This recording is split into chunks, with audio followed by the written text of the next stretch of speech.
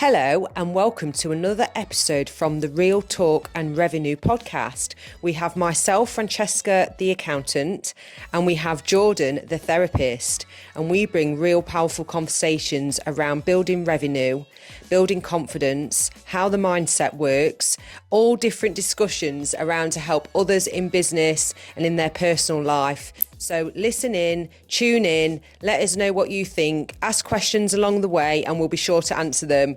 Enjoy. Right, so let me just see what episode it is, 71 I think. Oh my God, I thought we were still in the 60s. That's crazy, isn't it? Bloody hell, I know. And that's scary how time's flying by, isn't it? Yeah. Don't like it. I feel like it gets quicker every year. Yeah. Do you think the same? Yeah. Because you're only 32, aren't you? 30? Yeah. So, you know what I think? You're so young still. I know. But you'll be thinking you're old. No, I don't think I'm old. Because I did at that age. No, I don't think I'm old. It's funny though how you reflect on the age you are. Like when I was in my 20s, obviously I look back and I think like, 20s is really young. I feel like 30s is like, it's young, but it's like an era where you actually feel like you're starting to really know yourself and so true, know what's what a bit more. Anyway. And I thought I knew myself in my 30s and then you get to your 40s. And also what I've noticed with hitting 40, and I don't know if anyone listening feels the same, but it's almost like it is the halfway mark. Genuinely, and that's really scared. That's sad. Not necessarily though. That's how I feel though. Yeah. It's scared. I've got these awful feelings of like time is really running out. It's funny though because I think like 40s used to be referred to as like middle-aged, well, didn't yeah. it? But statistically, I don't think it is anymore. If you look at the statistics, like 40. So what is then? I'm sure it's increased. Say 35. because of lifespan. Yeah. I'm sure it's increased, but obviously like you never know, do you? That's what I mean. You never know. Yeah, but obviously I like talk to you a lot about my granddad, and he's like 84 this year, and I can't believe this. But he's like really fit and healthy, but like he's always been super active, like eaten well, exercised a lot.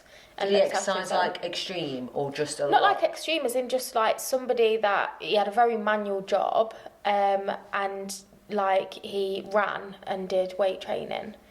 Brilliant. So weight training. He just really looked after himself. Stopped smoking when he was like 30. Yeah. And never really drank. Like obviously now and again, like, but not really.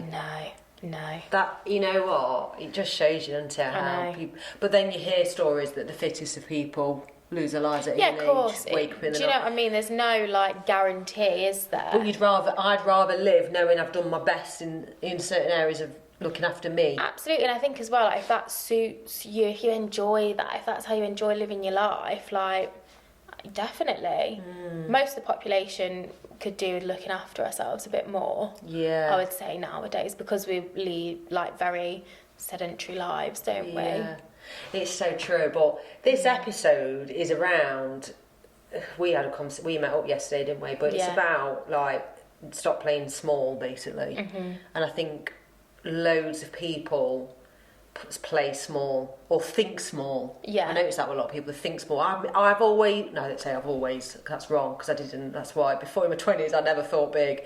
But since starting Future Cloud or before Future Cloud, I thought really big. Yeah. And it does carry you through. Yeah. But how do we get people to think bigger and stop thinking it?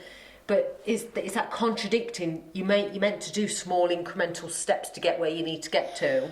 Yeah, but I think it is. It's small incremental steps. If you've got a goal or a dream, like, you know, whatever you want to do with your life, whatever, and it's subjective, isn't it? Like, some people's goals are more in line with what objective success is defined as, like, you know, like wealth, like financial. Having the flash car when you can't even afford flash it. Or like job status, like promotion, stuff like that. Title. Yeah, whatever it is. And for other people, they might aspire to like live off grid, like in a self-sufficient. Do you know what I mean? Like obviously two extremes, but whatever your dream is, it's looking at like, okay, what's your ideal? Like, what is your biggest dream?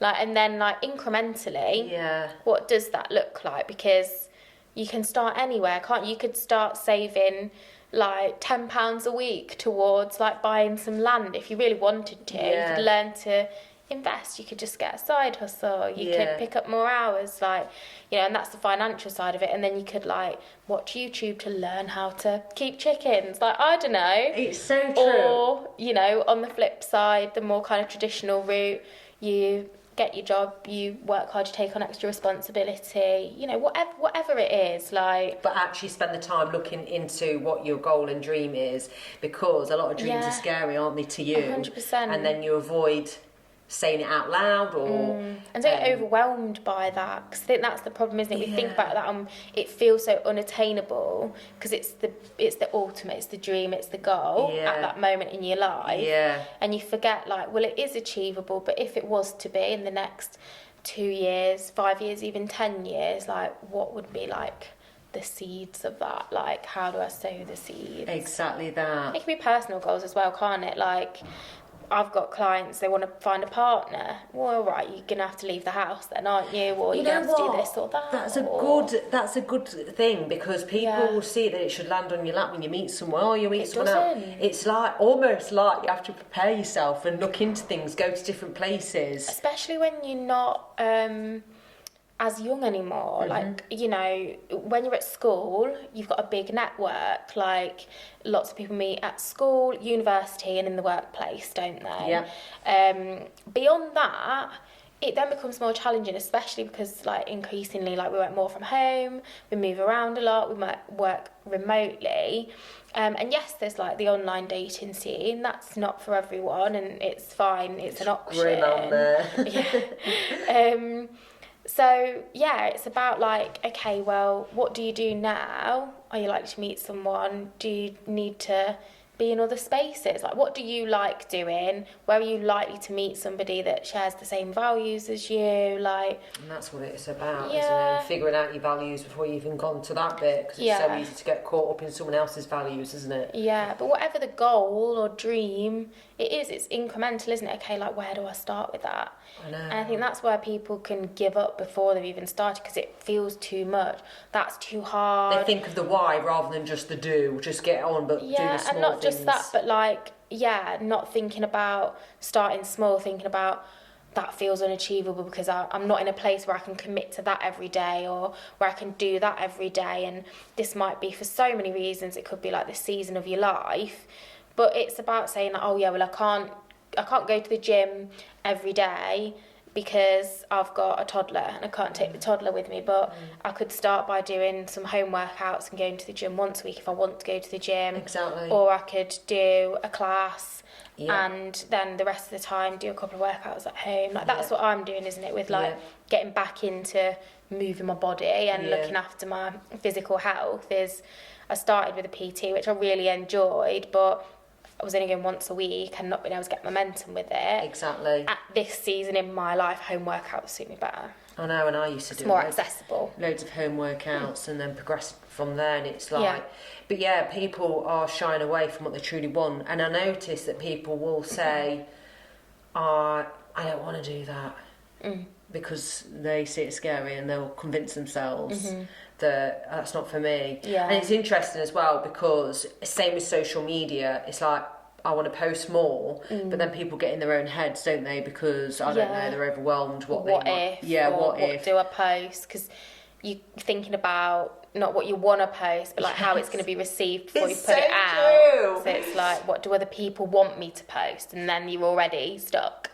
Yeah, because I'm going to tell you from experience, all the scary things in my head at first vanish as soon as I take action. And when I take action, it feels good. It doesn't feel overwhelming as much as I thought. Because you've done a step. It's a step forward. It's so true, isn't it? I can wake up this morning, for example, and go, oh, I've got to do them posts, and I've got to do this, and I've got to do that. Obviously, that's probably not good, telling yourself you've got to, because that's like really not good.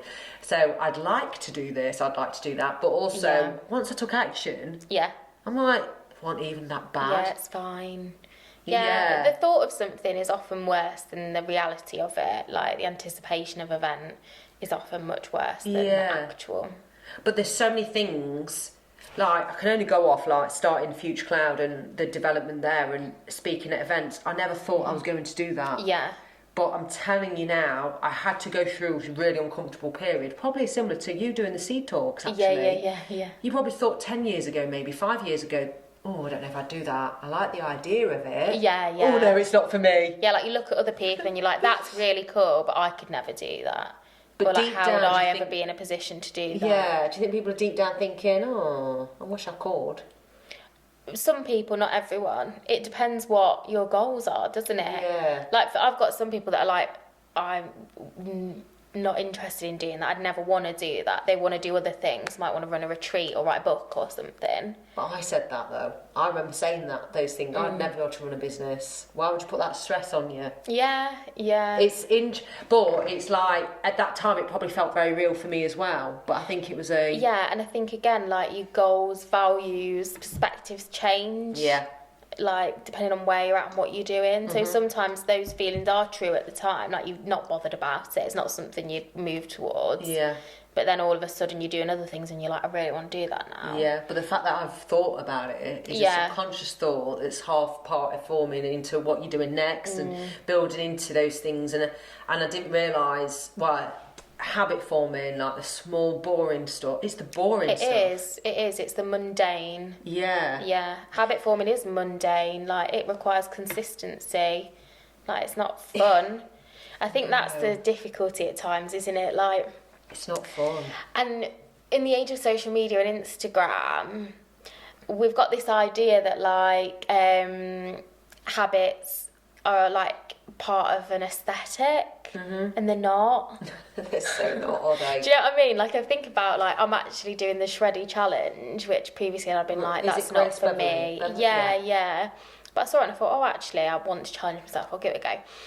But anyway, like, everything on it is, like, very aesthetically pleasing, which is lovely. Like, it's great to look at. But it made me think, like, that's nice. But to some people, that might feel unattainable because they don't have that kind of environment or they don't have those kind of clothes. And it's so easy for you to, like, not start because, like, people might not go to the gym because they don't have new gym wear or they can't quite afford to get things or whatever it is. Yeah, not matching. But it's not about that, is it? Like, it can be, and, like, maybe further down the line you get into it more, you enjoy it, you'll invest in some, like, new clothes or equipment or whatever. Yeah. But it's not about that, is it? No. It's about moving your body. So I think it's easy nowadays to get caught up in, like, perfectionism and the aesthetic of something and then not bother. Oh, because it's so much effort to be like, look, that good or sort of just thing. like, I don't have that. I don't look like that. Like, and that's what I dropped to do fitness. Really go all in. You had to drop. Because you'd never do it, would you? No, putting on my makeup, to get myself ready for it. No, I couldn't actually. And do you know what? That's what I love about home workouts. Is if you really want, you can just do it in your pajamas. Yeah. Like, at any time you want. You're not waiting for a class. You don't need to wait for the gym to open or like whatever. And don't get me wrong, like, I've loved the gym when I've done stints there, but yeah, like, it's not a performance, is it? Like, that's not what it's about. It's about, like, going, moving your body, feeling good, moving towards whatever goals you've got there and, like, feeling better in yourself. And also, I know another top tip when you're trying to think big, don't take yourself so seriously. Laugh at yourself. If you can laugh at yourself. So, for example, right, oh my God, even now if I do something new in the gym, I feel like a right knob. Yeah. I feel like everyone's going to turn around and go, well, she's meant to be good at IROX, actually. She's on social media and I couldn't figure out something. And I felt like everyone had turned to watch me in the gym. They hadn't. No one gives a shit. No one gives a shit. Yeah. But I get it. And I still got on with stuff and I ended up putting something back and thought, no, I'm not doing it. Like an idiot. But the point being, I gave it a go. Yeah. And the next thing I would have done if someone was around as well, but just ask for help. Yeah. Being 100%. able to ask for help and showing like a bit of I can't do this. Is good. Yeah. Isn't well, it's just human, isn't it? Like, we're human. Like, no one's perfect, and even PTs, like, they'll get stuck on things or there'll be something new that they don't know yet or like whatever, or you'll be in a different gym where the machines work differently and you're having to figure things out. Like, it is very normal. And you always think that other people just pick up on things so easily and just grasp it, but they can't. And you always think that everyone else in the gym is more confident than you, that they've been going ages, they know more than you, like, they've got friends there. And it's not necessarily the case. Like, there's always going to be new people starting, or... Yeah, so true, isn't it? And that's probably part and parcel of, like, holding off on your dreams. I wish, you know what I wish with these podcasts sometimes, that you can listen live and then people, like, can live message us and say, this is my dream. We could do that at some point, just live stream one. Yeah, we could actually on Instagram. Yeah, more feedback, please. But yeah, that would be good, because maybe more people are more likely to engage if it's live. Yeah, because actually, that's a good shout. We could get someone to, like, film it live, and then they can read. Yeah. But we'd have to do it on an evening. Here we go, plotting and planning. There we go. Think big. Yeah. And think big and achieving big. Yeah, it is uncomfortable, I'm not going to lie. I'm not going to say, oh yeah, it's bloody breeze and it's easy breezy. But it does get easier very quickly. But we speak a lot about, like, moving out of your comfort zone, don't we? And, yeah, like, to get to where you want to be... you're never going to find that just doing what you're always doing. Oh my God, I love that. In some way, are you? Always doing, yeah. What's like, the if point? you want if you've got something different you'd like to do, you're going to have to do different things. Yeah, and also, I'm really trying to look at now sharing. No, what I was going to say. I'm trying to look at it that it's not pressure. Yeah. It's not all on. Have fun with it. Yeah, enjoy the process. Enjoy the process. Stop going, oh, I need to do. If you talk like that to yourself all the time, it's so much harder, because I've got to that situation that it felt like pressure to do something. Yeah. And then that never works anyway. Yeah. But the only reason why I feel like I'm in a good position now in my career and business and the things I'm doing next is just doing some of the dream vision and sharing it more and saying it out loud and owning that. And also, just say you did have a big goal and it didn't happen initially or straight away or whatever, don't see it as failure. Yeah, definitely. Please don't do that. Too many people see it as a failure and then never do it again. Or for example, they want to grow a business and they hire, but the hire goes wrong. No, it's not for me. Yeah, people let me down. Yeah. So they give up on that and they go, well, it's not for me then. It's like, no, because they think that everyone else does have all the hires and they all work out swimmingly. Yeah. And I'm learning. Who did I say it to the other day? I think I said it to you the other day that when I started the business, I was buzzing literally for the first 6 months to a year. Did, yeah. And then all of a sudden things started going wrong. Not wrong, but obviously didn't go to my plan or vision. Yeah. And I'm like, oh my God, this is so hard. Yeah. And I reckon, oh God, and then I thought, what is going on? And then you have to fight back and be resilient. Yeah. Try something different. Go back to the drawing board, go back again. But you don't give up the end goal or something. Like, the pathway will change, but the end goal won't. Yeah, that's it. And even actually, maybe goals don't even need to happen as such, because you don't want to stop. I think you just need to enjoy the process of getting further. Yeah. It's hard. It's not like me saying, well, what's my end goal? Oh, I want X amount of employees. Well, what does that mean? Yeah. It's like, that's silly, isn't it? I think you'll hit them, like, I want to take $3,000 out a month, for example. You get to that and you go, oh. So then it goes up anyway. So you may as well forget the end amounts or whatever. Yeah. It's a good marker, isn't it? It's a good tracker, if you like. Yeah. On your way to wherever. But I think that's where, like, more of, like, your mission comes in, doesn't it? Like, and obviously there's purpose that everyone talks about all the time. But, like, if your mission is to, like, help as many people as possible with X thing and, you know, in a variety of different ways, then that's your mission. You just always work into that, aren't you? Yeah. When things are hard or shifting or whatever, you just adhere into your mission, which is obviously grounded in, like, your values, isn't it, as well, as a person and business. I know, and it's so hard as well if you are a person that likes to help others. Yeah. You gotta remember, you're not a charity. That ain't gonna help you get to where you need to. And it's like, again, it's seeing your value, believing in your value in that field. That is hard. I see loads of business owners. I see it a lot. Yeah. Giving away stuff for free. I'll just do that. It'll only take me 5.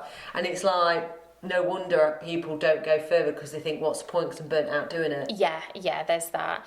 There's a period, there's often periods of time where you're building things, isn't there, and you might do a little bit more, you might give a little bit more. 100%. I've done all that. While you're building a reputation and brand or whatever it is. But yeah, you do have to keep reviewing and like valuing your time and stuff like that, don't you? Yeah. And it's interesting, isn't it? Is there anything you could share then that's like a vision or something big? I'm trying to think if there's anything I could share, but mine's... I really want to grow like an online membership, like in a community. Yeah. That's probably like a big end goal for me at some point.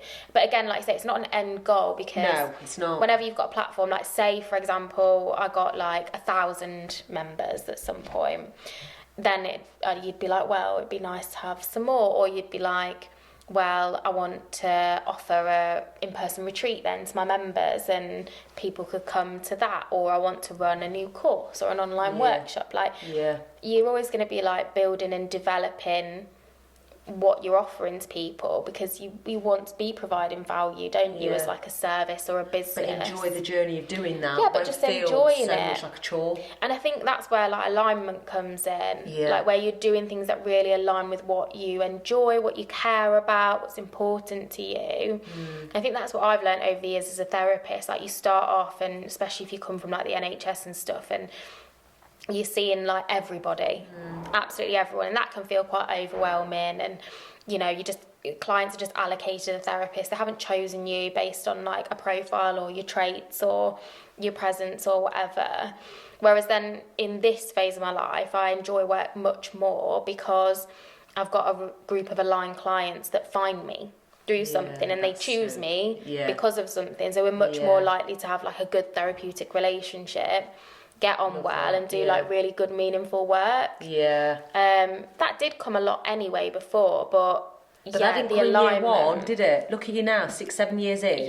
People aren't willing to like, that's the thing, you've got to be willing to try it, do all the uncomfortable stuff, the stuff you don't like, realising what you can change and changing it. And it's funny, isn't it, because you often say like, we'll have conversations about loads of different things, and you say, isn't everybody like that though? Or shouldn't everyone be like striving or growing and stuff? And I used to think it's about therapists, like in particular. I used to think like, surely everyone wants to be in private practice. Like, why would anyone want to stay working for the NHS? Because it's awful, like so stressful, like it's this and that. But it's individual, and some people aren't cut out to be business owners or to carry the risk. I know what you're saying, but straight away I'm thinking, but I believe everyone's got that in them. Potentially, but also like again values, like some people value security, consistency, predictability of like X amount of income, pension, whatever, than the potential inconsistency and you know kind of not having the security that like an employed role gives you with a contract and whatnot. Of course, like it's still not like all certain and guaranteed and whatnot, but you know, I had a few colleagues that tried private practice. It just wasn't for them. Like they know how to be a therapist. They're really, really good at that, but then they didn't thrive or enjoy having to then be like admin, accountant, marketing, and all of the other stuff that comes with like setting up and oh my God, running give a me business. someone that's good at therapy, and I think you're halfway there. That's that's exactly how, you know, if someone's listening to this and they're like really good in their trade or craft, whatever it is. I'm like, they're the best, because you have to get sales. That's it.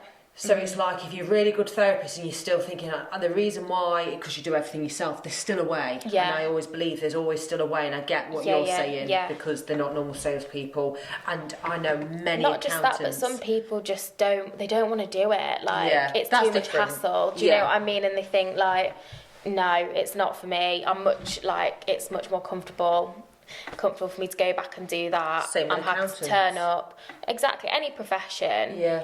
You know, and that's the difference, isn't it? But I'd always challenge it. That's what I do. That's what I naturally do. I'd be like, right, okay. And even if you're an accountant that wants to be employed, there's still ways of itching that scratch of more responsibility or being a manager. And that's what I'm trying to do with Future Cloud, is the senior people feel like they've got their own little mini self-employed jobby within employed, comfortable. Yeah, absolutely. They've got their niche, their areas of expertise. Yeah, but they are driving to build something, but they're going to be rewarded for that. I think that can be so many different things as well, can't it?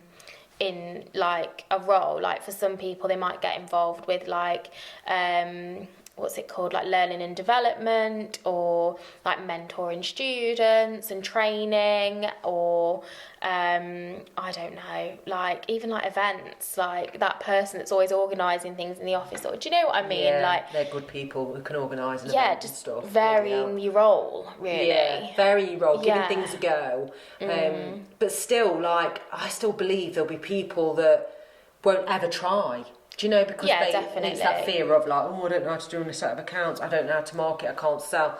And it's like, speak to the right people or share your vision, because those right people will go, oh, if you use them, think about this, and structure you. And also do some personal development, go to massive therapy, like have coaching, read some books, like whatever it is. Personal development's number do one. a course, because if you're feeling like that, there's a set of beliefs that play in you that are keeping you stuck and making you doubt yourself. Like that was me. Yeah, at best it's kind of like a bit of low self-esteem, and at worst it might have been like a really abusive history where you were told you weren't good enough all the time, you were told you'd never amount to anything, and that's the fear of judgment further forward, which we'll talk like about people next who week. have been in those like extreme like environments where you know they were kind of taught that they weren't good enough, and that they were like rubbish or whatever. Like that's the worst of it, and you've got to, I'm not saying you have to start there, because